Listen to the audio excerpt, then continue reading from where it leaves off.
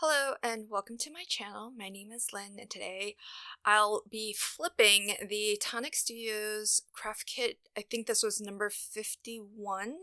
It's called Sweetheart Bouquet. And here's a quick look at the 5 cards that I'll be making in this video. So I've made 1 flat card, 2 layered cards. This is my interactive card, which I am really excited about. It's one of those shutter blind cards. And then here is my pop-up card, which had some issues getting there in the end, but I did get there, so there's that. So getting into my first card. So this is a layered card, and I thought that I would do just some playing with some of the Nuvo products. I'm starting off with some shimmer powder, which does not come in this kit, but I thought it would be a good match with the colors that do come in the kit. And in addition, I'm using this aquafoam marker, which also doesn't come in the kit, but I'm using these just to get some color onto the background before I use the paste, some of the paste that did come in the kit. So just sprinkling on a little bit more shimmer powder just to deepen some of those colors a little bit. And I am working on a watercolor cardstock, so it is equipped to take on all of this water intensive techniques. And I'm using the expanding mousse that came in the kit, which I was really excited by this kit because we got an expanding mousse and we got a crackle mousse, which I think at least since I've started subscribing, it's been a while since we've gotten some of these different types of mousse. I feel like we get a lot of the embellishment mousse and glacier paste, but some of these more interesting ones I haven't seen in a while. With the expanding one, you can do what I'm doing here, which is to take a heat gun to it, and that will make it puff up a little bit, which is really neat. But if you don't want that look on your card, you can just leave it, and it just works as a embellishment mousse would. Since this is a flat card, I am going to stamp my sentiment directly on here, and I did decide to clear heat emboss the stamping just to give it another texture, because once you heat set this, it has a really nice enamel finish. So that wraps up my flat card. Now onto the first of 2 layered cards. The papers in this kit are gorgeous, and it felt though like even though all of the papers do kind of go together and coordinate, I wanted to keep this one sort of all within this sort of peachy pinkish tone, because several of the papers felt like they work really well together. So here I've got this little band of the handmade cotton paper. We got 2 sheets of pattern paper that are double-sided, and so that looked really well. And then there's some solid color cardstock that I felt coordinated really well as also.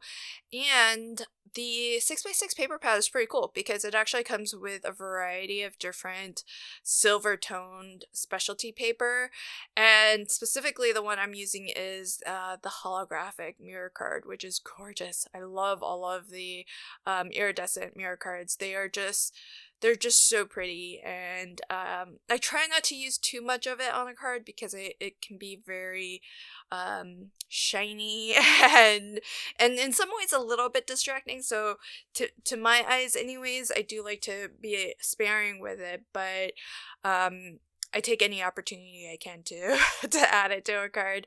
So I decided though to actually cut the sentiment into a octagon shape. I know that the die set comes with a scalloped rectangle that fits perfectly the sentiment, but I just wanted to show that you can use other shapes too, and that's what's great about having these word or sentiment dies that cut into your paper and don't have an outside cutting edge, because then you can use them on any sort of badge dies, shape dies that you have to create a different look.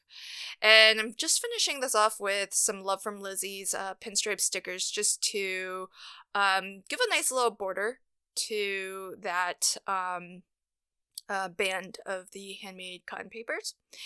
And for my second layered card, I'm going to create another background. So again, I'm going to use some shimmer powders just to get that initial sort of splash of color. And I really, really like using my shimmer powders for this, because I feel like you can really get a nice, fun watercolor effect or look, and every time is going to be different. And so I did let the panel dry naturally, though, because I feel like it, for me anyways, I feel like it dries a little bit differently than if I were to force it dry with a heat gun. And I tend to like the look of it naturally drying a little bit better, because I think my heat gun tends to move the water around, and then it doesn't quite look the same as it would if it were to just kind of sit there and settle and dry, naturally. And so what I'm using is the crackle paste, which I thought this color combination was very striking.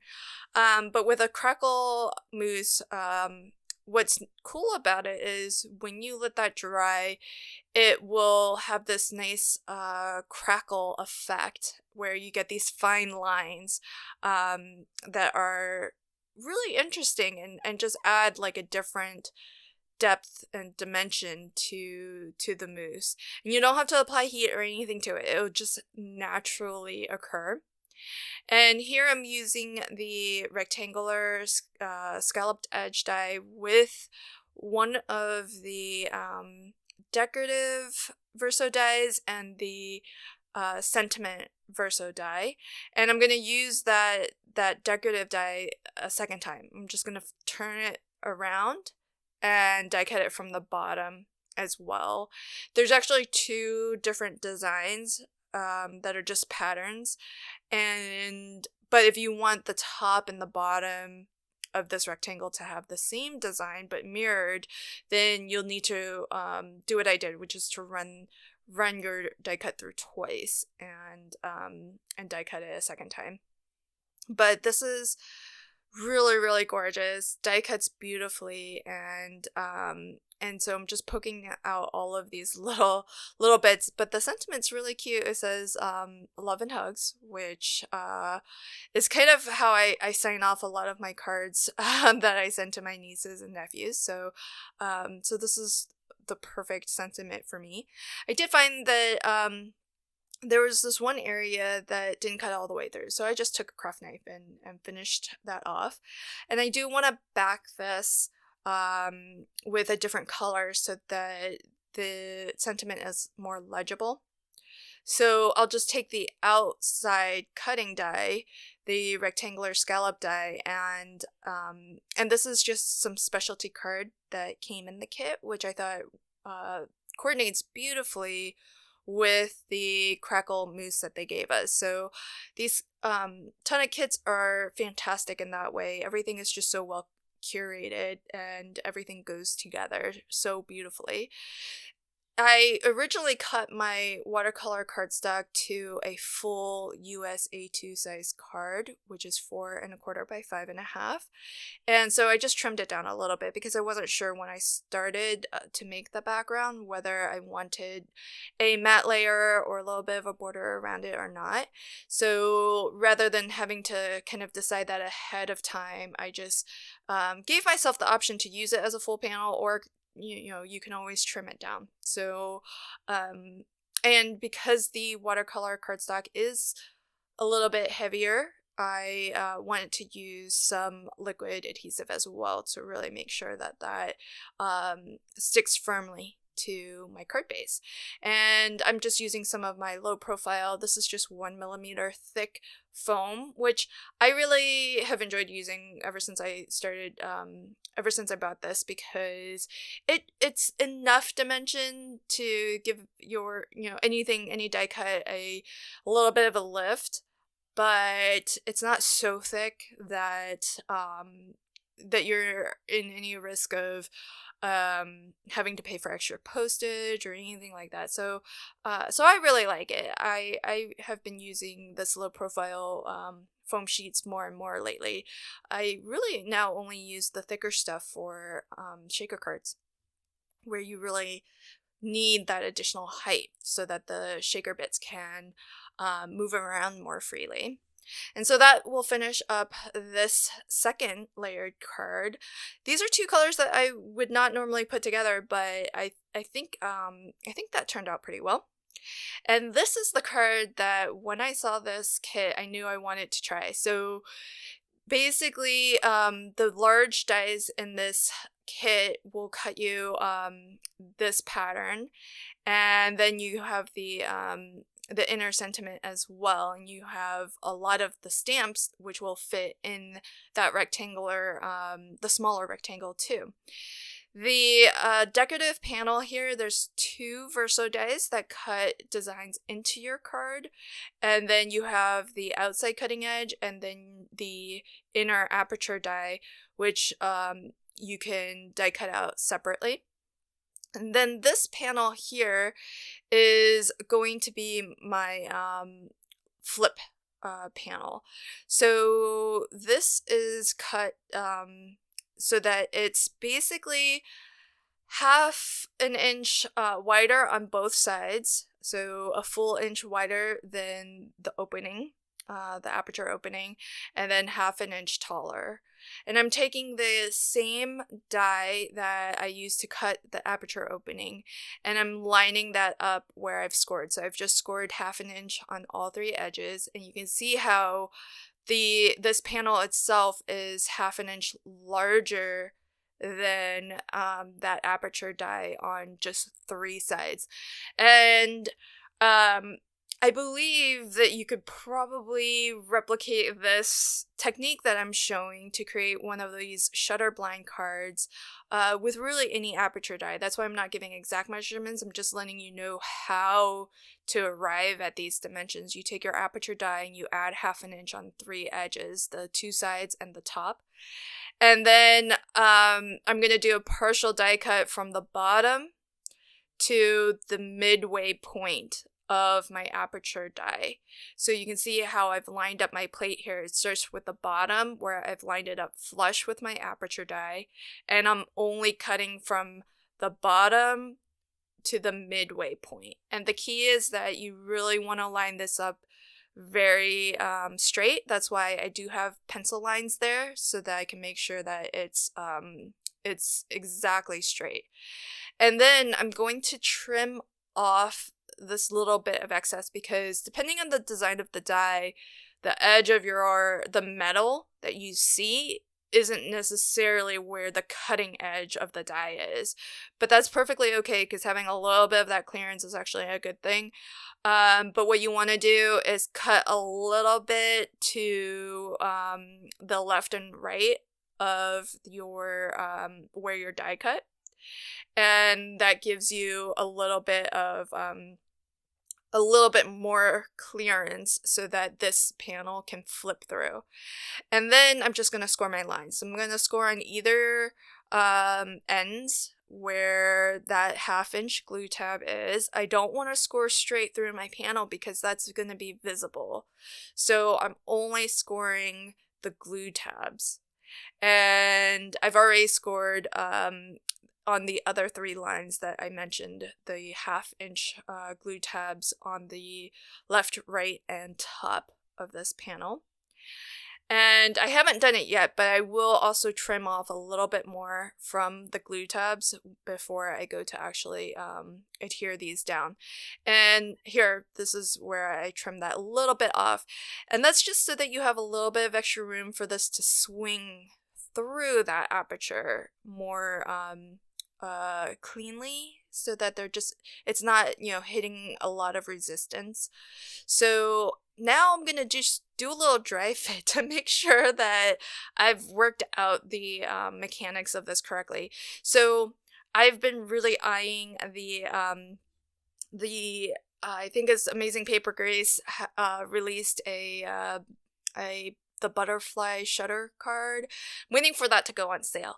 But I saw it and I thought, I think I understand how that works. And so when I saw this die set from Tonic, I thought I'm gonna put that to the test and see if I can actually create this mechanism myself. Of course, it's always nice to have dies that allow you to quickly and easily create these interactive cards, which I love making. But sometimes it's nice to know how to do it yourself too, so that you can adapt it, the same mechanic for other dies that you might have in your stash. So what I've done is I've applied score tape, which is the strongest double-sided dry adhesive tape that I have, and I've applied that to my glue tab. So they all of the adhesive gets attached on the same side, and I'm just showing here where I placed the adhesive. It's just on that bottom edge, and it's just on the two glue tabs to the side, and this is getting adhered to the back of my panel, the decorative panel that has the gorgeous design. And as you can see here, the back of this panel, this missing you sentiment, it's technically upside down, because when you flip this shutter blind open, it will orient itself right side up. And then to attach this to your card base, it's only going to get attached by this little glue tab here. So that's why, one, I made it a 1/2 inch glue tab. Usually I use like 3/8 or 1/4 inch glue tabs, but I did want this to be a little bit wider. And that's why I'm using my strong score tape and some liquid adhesive on top of that, because this is the only thing that is holding down this entire piece that I'm holding to the card base. So you definitely want it to have a really nice, strong stick, especially if you anticipate that this card might be used often. So here's a final look at this card. Super easy to do, as it turns out. So I'm really excited. I'm still keeping an eye on the butterfly shutter card for it to go on sale, but it's kind of nice to know that I can make it myself now too. Okay, so then I'm gonna start on my pop-up card, and here what I've done is I just have a panel that is 5 1/4 wide by 5 1/2 tall, and I've scored 1/2 inch on both sides, and then I scored it in half. So in the center between the two glue tabs is 4 1/4. So 1/2 of 4 1/4 is 2 1/8. So I basically scored it as though it was half of a USA 2 size panel. And then I'm just going to cut into this card with the decorative Verso die. So if you've watched this far along, firstly, thank you. Second, I do want to announce that as I get closer to hitting 1,000 subscribers, I just want to thank you for watching my videos, and if you're a subscriber, thank you so much for helping me get to this milestone. I'll be doing a giveaway when I do reach 1,000, and I thought I want to find some way to thank my existing viewers and subscribers. And I figure if you're watching this far along, hopefully that means that you like this video. Maybe you've seen more than one of my videos.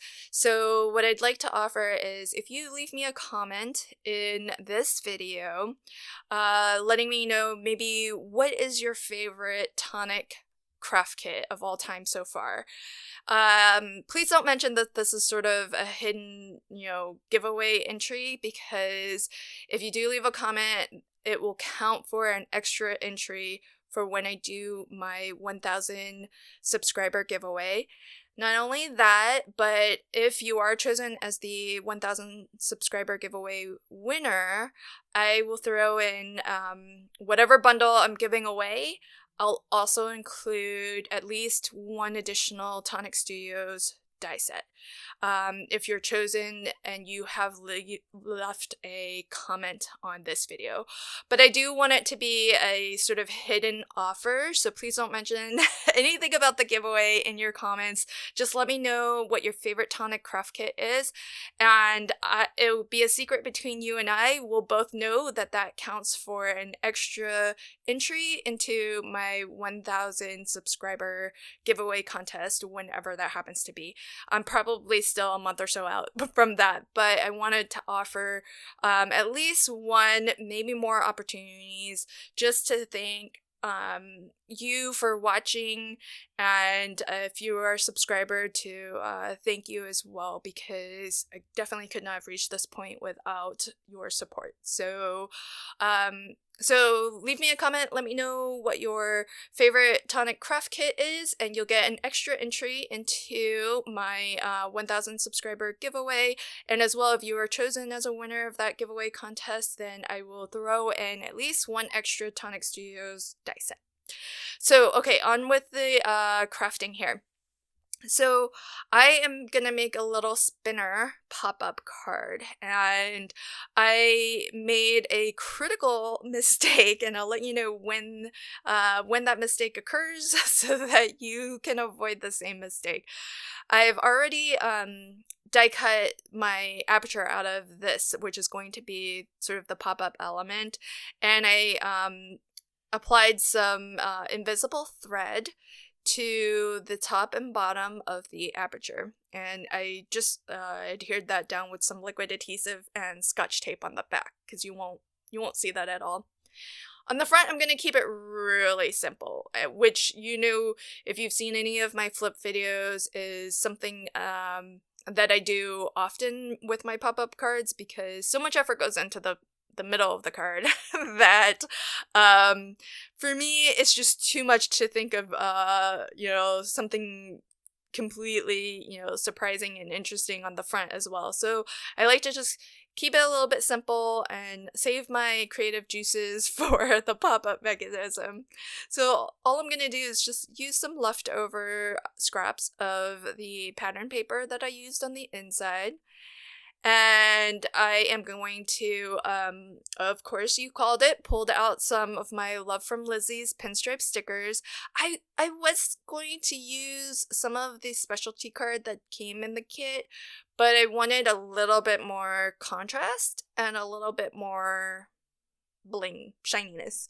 So I'm just using the thinnest of the pinstripe stickers, and I'm just going to stamp this little sentiment, and it's kind of, I think, meant to be maybe like an add-on sentiment to a larger, because the font is fairly small, and it just reads "just to say." So the thinking is that you would use this in combination with maybe a larger, more focal sentiment.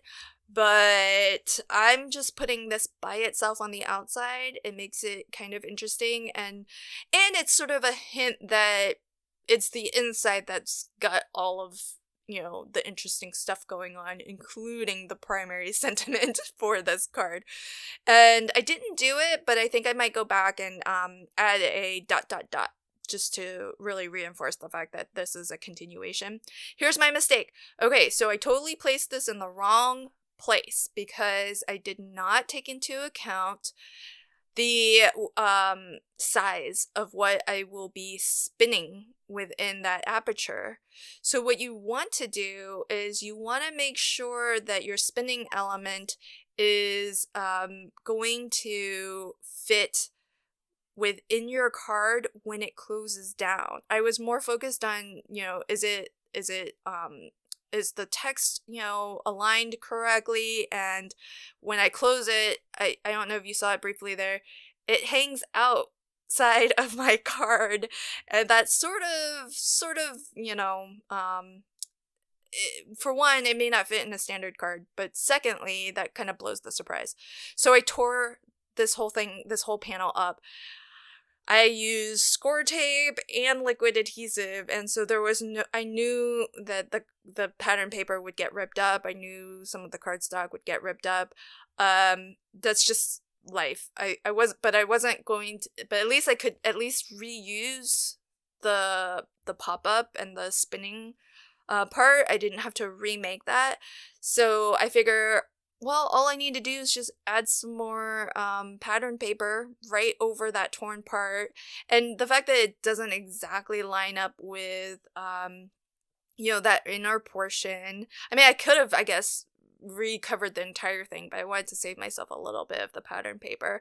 But I don't think you're really going to notice anyways, because between the two seams, you're going to have this pop-up mechanism, and nobody, I don't think, is really going to inspect to see whether it's a perfect continuation. It's approximate. It's kind of close enough.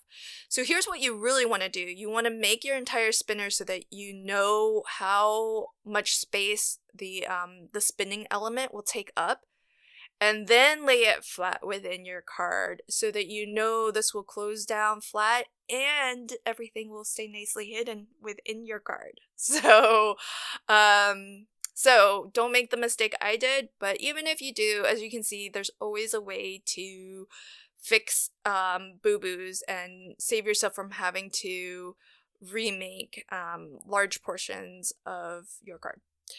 So I hope that you enjoyed these cards. Here's a final recap of the 5 cards that I made, and just a reminder, if you want to get an extra entry into my 1000 subscriber giveaway that will be at a future date, leave me a comment in this video letting me know what your favorite Tonic craft kit is. Please, if you could not mention the giveaway, that would be fantastic, because this is my way of rewarding people who actually, watch my videos, and so I don't want, somebody to just discover that there's a giveaway and then they pop comments in just for their extra entries. This is my thank you to you for, actually watching my videos, at least halfway through. So thank you so much. I really hope that you enjoyed these cards. I skipped a couple of Tonic kits, and then my plan for the kit before this one never came to fruition, and so I haven't quite crafted or posted a video for that kit. But I did keep the next one that's coming in this month. So hopefully I'll be back on track with posting my Tonic craft kit makes. Until then, though, happy crafting. Thank you again so much for watching, and let's hope I hit that 1000 subscriber mark soon so that I can do the giveaway. Thanks again, and until next time, happy crafting and have a fantastic day. Bye!